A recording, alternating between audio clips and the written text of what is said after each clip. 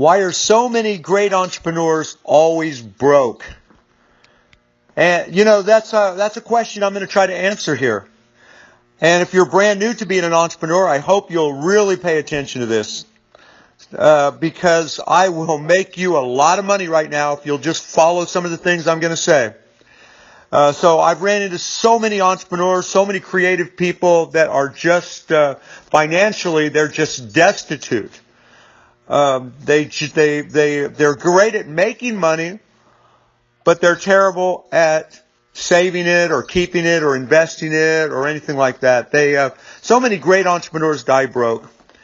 And part of the reason for that is that the skills that made them a great entrepreneur in the beginning, all of those skills are the exact opposite of the skills that it takes to actually save money, invest money, and that kind of thing. If you think about what it takes to make money, you've got to be bold and audacious. You got to put yourself out there and do all these risky things sometimes to really make the largest amount of money. You have to have that mindset.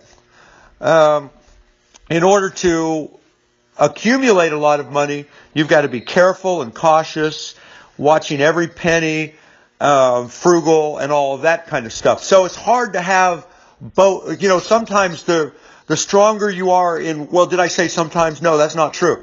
All the time. The stronger you are in one area, the weaker you are in the other area. So the only reason I have any net worth right now, so to speak of, at the present time, is all because of my wife, Eileen. That's it. I have to give it all to her. Because I'm good at making money, bringing money in, and that's where my talents are.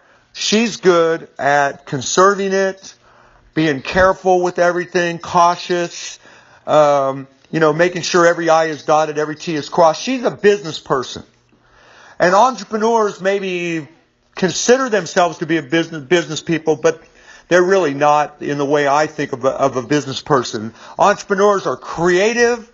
They're creative, they're bold, they're risk takers, they're innovators, and business owners tend to be, they do everything by the book, so to say, and again, watching every dollar that comes in and out of the business and stuff like that. So Eileen and I made a great partnership because I was great at making it, she was great at keeping it, and without that, God, I don't want to even think about what my net worth would be. So you find somebody in your life like her, okay? If you're an entrepreneur and you're wild and crazy, all of those years that Eileen ran the business, she was constantly holding me back. She was, or that's the way I looked at it back then. I mean, she was my brake pedal. She was always saying, "Whoa, slow down, slow down, slow down. This is too crazy. This is too risky." She would always be pulling me back. Because I just wanted to go out there and make the most money possible. I love taking risks. I get a thrill from it. Most entrepreneurs are in that mindset. And so you can test aggressively. You can take big risks and still not spend a lot of money. You don't have to be reckless and wild to be a great innovator and do a lot of testing and being bold and audacious. You can do it on smaller tests and still be extremely bold and very conservative at the same time. So another reason entrepreneurs are just broke all the time is they love what they do. Whatever it is that they do, that's where their real passion is. And they just abdicate and let somebody else take care of all of the money part of it. Just like I did with Eileen all those years.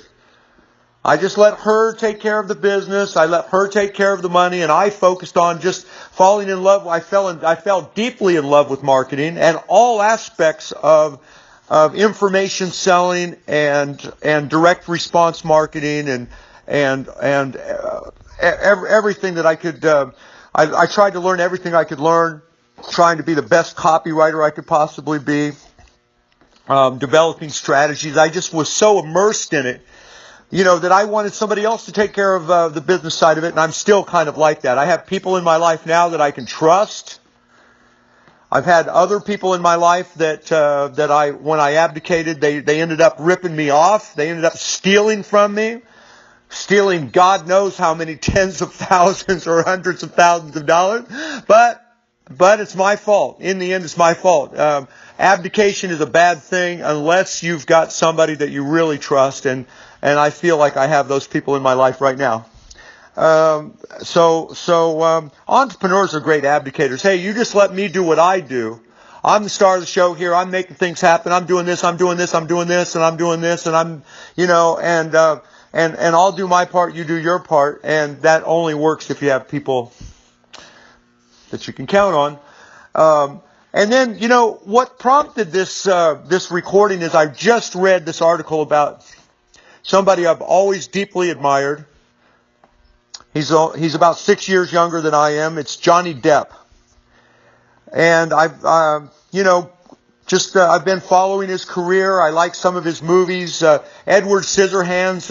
I told a good friend of mine this morning, 500 years from now, people will be watching that movie, Edward Scissorhands. The guy is he's a genius in many, many, many ways, and very, very, very talented.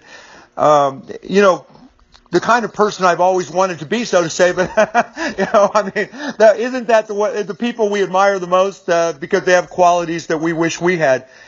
He is, according to this article I just read in Rolling Stone magazine, it's called "What's Wrong with Johnny?" You can Google it. "What's Wrong with Johnny?" In Rolling Stone magazine. The guy's brought in well over $500 million. Think about that. This is his earnings now. He's gotten paid over $500 million. And he's broke. Or he's quickly becoming broke, okay? He's been cash flow poor for decades. Cash flow poor. His lifestyle has exceeded his income. He's broke. And the article is very, very, very detailed, and I've read it once. I've marked it up. I'm going to go back now and read it again before I give it to somebody else. And it's just doesn't matter how much money you make.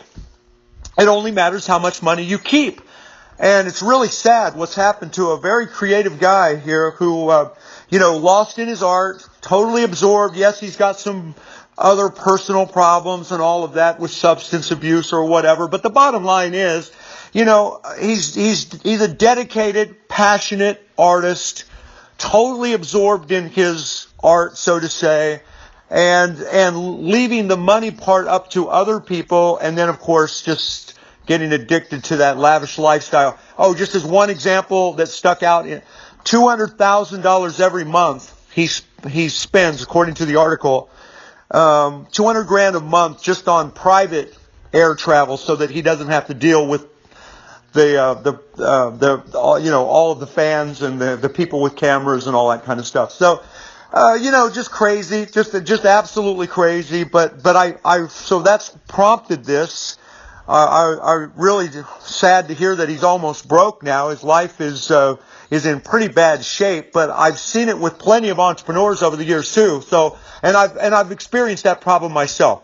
On a much smaller scale, of course, but there was a time when I was bringing in about I was bringing in about $2 million a month in total sales. Bringing in about $2 million a month, which for me and my company, that was a lot of money. Bringing in a couple million a month. And yet, I was going deeply in debt. And the debt was just piling up. And yet, we were aggressive. We were doing all these amazing things. Couple million a month in sales. On a good month, we were bringing in a couple million. And I was going broke, man. So I hope you'll benefit from this. If you're a tip, I hope you'll find somebody in your life you can trust. They can handle the money part of it if you are an entrepreneur. And it's hard to wear both hats. In fact, I would dare say that if you are an entrepreneur, develop those skills and abilities. Go bold all the way. But have people in your life that you can really count on that are watching all the money, watching the money, watching the flow of it, and keeping you in check like Eileen kept me in check all those years. So thank you for for listening to my message here. I hope you've benefited from it. If you're a client of mine, I'm extremely grateful for you. If you're not a client of mine and you're watching this on YouTube or somewhere else on the internet and you want to know who I am, what I'm all about, click on the link below. Thank you, and bye for now.